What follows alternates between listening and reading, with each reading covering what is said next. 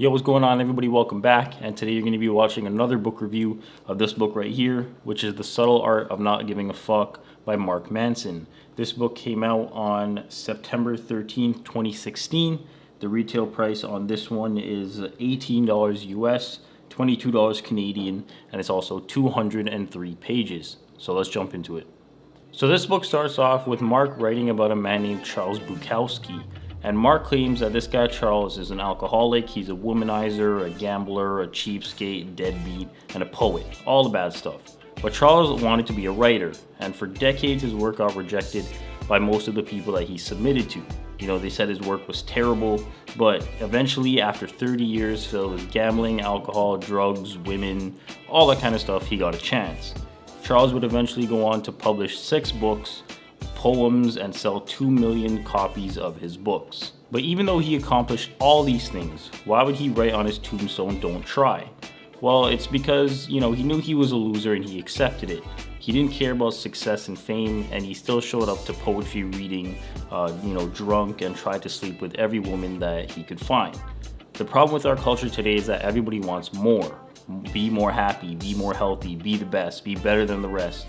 Smarter, faster, richer, more popular, more productive, and more admired. But, when you stop and really think about it, most things we waste our time on, like Facebook and other forms of social media, are just fixating on things that we lack. It lasers in on what you perceive to be your shortcomings, and it emphasizes them for you. People always want to make more money because they feel they don't have enough. People stand in the mirror and say nice things to themselves because they think that they're not already nice or good looking. But see, here's the thing. A rich man doesn't have to prove that he's rich, and a confident woman doesn't have to prove that she's confident. They already know those things. See, everybody wants you to believe that more is the answer. Buy more, own more, be more, make more. We're constantly being bombarded with messages about caring. Care about a new TV, care about a better vacation than your coworkers, care about having a better car. The key to having a good life is not about caring about more, it's about caring about less, if that makes any sense. I never settled for the second or third tier of things. It always had to be the most, expensive level. And then, I slowly realized that it all doesn't matter. Now I wear shoes that have a hole in them, and I haven't bought clothes in, probably 2 years at this point. But this book then talks about something called the feedback loop from hell, and that's basically what it is. So say someone in your life is doing something that you don't approve of. So you tell yourself that you're going to confront them. And, then you get anxious about confronting them, and then that gets you anxious about being anxious, so then it's a double anxious. Or if you're worried about doing the right thing all the time, then you worry about worrying, and then you feel terrible about every mistake that you make, and it's just confusing. And that's just the feedback loop from hell. But the good thing about our minds is that we have a conscience. We have the ability to tell or realize to ourselves that we're telling ourselves negative things. But the thing that's bad about it is that we feel bad about feeling bad. We feel anxious about feeling anxious. We feel angry for feeling angry. And that's why not caring is the key. You have to short circuit the feedback loop from hell. Then, out of all self-help books I've ever read, this is probably the most backwards thing I've ever read. And he said the desire for a more positive experience is itself a negative experience. And paradoxically, the acceptance of one's negative experience is itself a positive one. And it's made me really rethink what I was really aiming toward. We've all seen and heard how Gary Vee praises happiness, and he says happiness over everything and all that. But when I read the paragraph under that quote, it's like my eyes, opened, and I realized that I was chasing the wrong thing the whole time. So in the explanation, Alan Watts referred to it as the backwards law. And he said the more you pursue feeling better all the time, the less satisfied you become, because if you're pursuing something in the first place, then you're lacking it. And that really actually made me think. Because see, here's the thing. You only have a certain amount of energy to put towards things. And when you use that energy on unimportant things, you don't have any energy left to use on the important ones. You use too much energy on complaining that there was traffic. You use too much energy on complaining that the person at Starbucks made your order wrong. If you complain or not about traffic, that doesn't negate the fact that you're in traffic. If you throw a fit or not, that doesn't negate the fact that your order was wrong, and it will probably be corrected. Mark then talks about these things called subtleties. And the first one says, not caring doesn't mean being indifferent. It means being comfortable with being different. And basically what happened was his mom got cheated out of a bunch of money from a friend. And he could have said, oh, well, mom, that's your loss. But you know what? He said, I don't give a fuck. He said, we're going to lawyer up and we're going to go after this guy. And he still didn't give a fuck, but it was for a different reason. It's not that he didn't give a fuck about his mom losing money. It's that he didn't give a fuck about going after this guy, even if it ruined the other guy's life. That's what he meant by it. Subtlety number 2 says not to give a fuck about adversity. You must first give a fuck about something more important than adversity. And this is very, very true for me. I've gone through a lot of adversity in my life. Most recently, my mom passed away almost 2 years ago when I was 22. And over the past year, I think I've found my purpose through video and bringing value to others. If that didn't happen, I would probably still be playing video games all day and not getting off my ass to do something productive and, try to give myself a better life. But to the person that has gone through no adversity in their life, anything that's a small convenience is a huge problem to them. Like, for example, the Starbucks order, or someone taking that parking spot that you were going to take, small little things like that. If someone makes my order wrong, I just go and ask for it to be corrected, and I don't scold the person for making it wrong, because we're all human and everybody makes mistakes. And to be honest, I don't give a fuck about the person making a mistake. I'm just happy to have the ability to order and have food, because in hindsight, there are people out there that have none. Subtlety number 3 says whether or not you realize it, you're always choosing what to give a fuck about. And he uses an example of a kid. Have you ever seen a kid throw a fit because his hat is the wrong shade of blue? Well, no, because when you're a kid, everything is new and everything is different. And you care about a lot of things. You care about who your friends are. You care about how many friends you have. But when you get older, you just don't really care anymore about the things that used to matter to you. Now you care about things like the quality of your friends. And for me, cameras, mics, and lenses and stuff like that. Mark then talks about happiness being algorithmic, and that can be worked for and earned and achieved as if it were getting accepted into law school or building a really complicated Lego set. If I can achieve X, then I can be happy. If I can look like Y, then I can be happy. If I can be with somebody like Z, then I can be happy. People don't like problems, right? But all life is a series of problems. Warren Buffett has money problems, and you might as well, but he just has a better money problem than you. He then goes in depth on emotion and how we shouldn't trust them all the time, because just because something feels good doesn't mean it is. But on the contrary, just because something feels bad also doesn't mean it is. Your emotions also don't justify your actions. You can't say, oh, sorry, I broke your windshield, I was mad, or anything like that. That just doesn't make sense. Obsession with emotions are also bad, because what makes us happy today won't make us happy tomorrow. Our biology always needs us to be something more. That's called the hedonic treadmill. It's an idea that we're always working to change our life situation, but we never really feel different because it's a treadmill, it's a hamster wheel. Mark says you shouldn't ask people what they want out of life. You should ask what they're willing to struggle for. Everybody wants the corner office and to make lots of money, but nobody really wants to put in the work for it. Right? Everybody wants all these things, but they don't want to wait and they don't want to put in the work. And then years down the road, they ask, what if I did that? Then, that's what creates regret. The joy is in the climb itself. Many people want to be musicians, but they don't want to be the struggling one. They just want fame and success, but they're not willing to do what it takes to get to that point. He then talks about technology, and while technology is amazing, some of the things that it provides aren't amazing. Before social media, being normal was normal. You make 50 grand a year, you have 2 kids, and you're happy. You retire, you travel with your significant other, and then the cycle continues for the next generation. But now being normal is considered underachieving because everyone is flexing their Rolex or flying private or whatever the case may be. And it's so easy for millennials to see that and think that they're underachieving. The internet is not only open sourced information, it's also open sourced insecurities, self-doubt, shame, things like that. But having the knowledge and acceptance of your mundane existence will actually free you to accomplish what you want to be free from, which is, judgment and unrealistic expectation. He then talks about the self-awareness onion, and basically what it is you think of your self-awareness as an onion. The first layer is understanding your emotions. This makes you happy, this makes you sad, this makes you angry, stuff like that. The second layer asks why you feel that way. Why do you feel happy or sad? And then the last layer, aligns with your values. If you're not happy, why are you not happy? Is it because you're not driving a Bentley? You have to sit down with yourself and ask yourself honest questions. And if you feel uncomfortable asking these questions, then you're probably heading in the right direction, because people don't like to feel uncomfortable. Jordan Peterson says if for 10 years you didn't avoid what you knew you needed to do, where would you be? Like, what would you be like?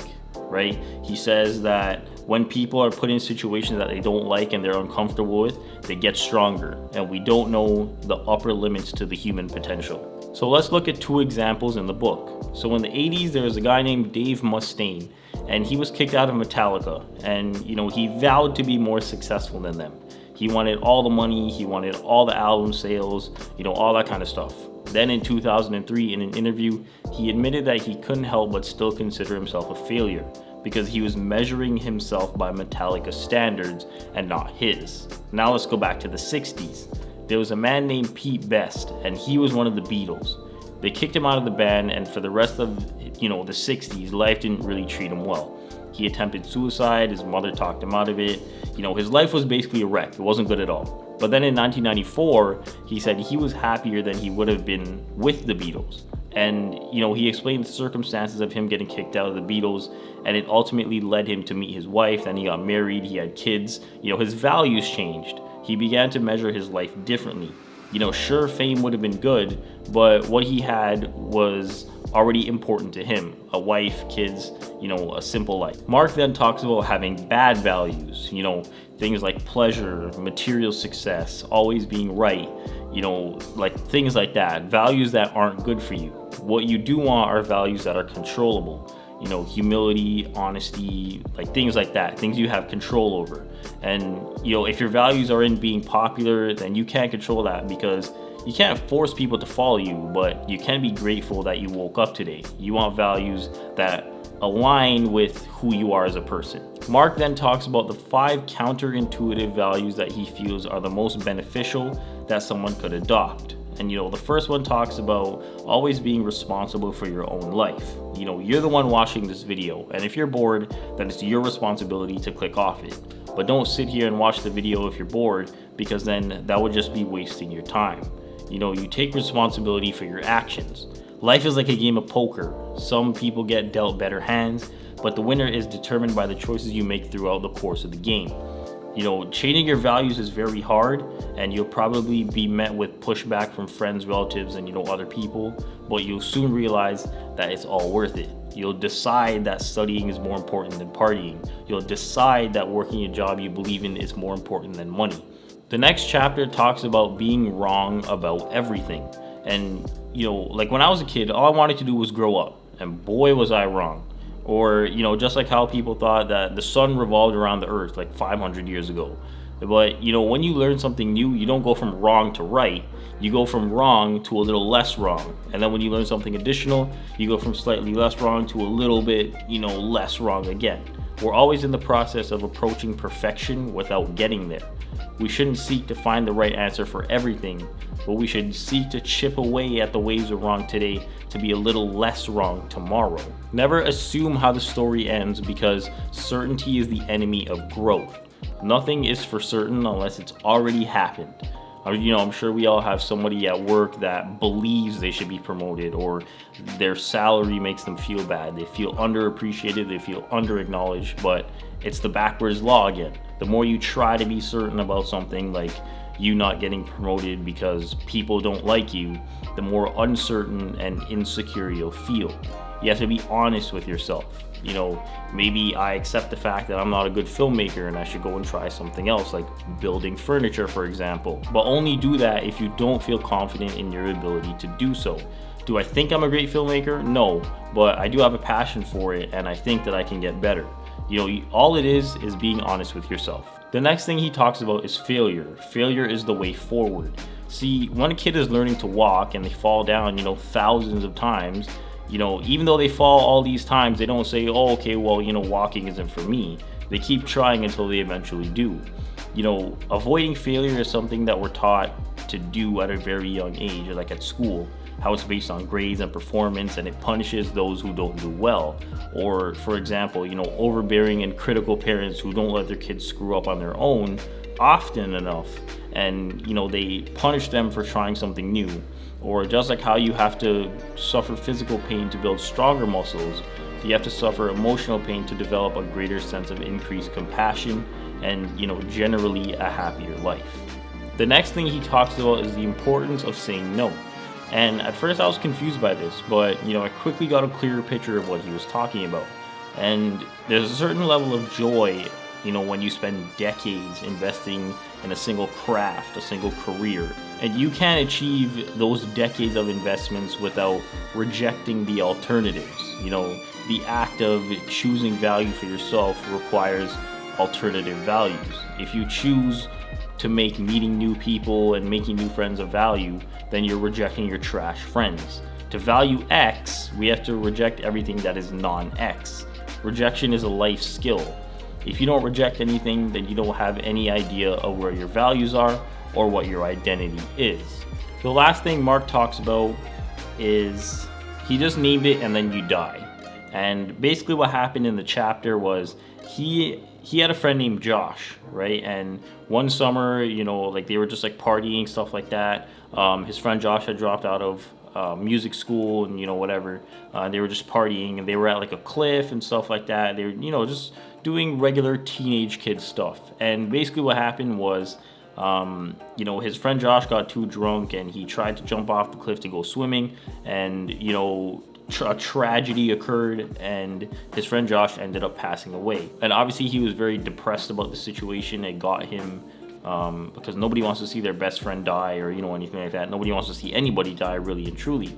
But so his friend passed away, and he said that he was in a deep depression. And one night he had a dream, and it was him and Josh, sitting together having a conversation. And Josh said, I passed away and stuff like that. And, why does that make you, or why are you still scared to go out and, live your life? And that was the only thing that had to happen for him.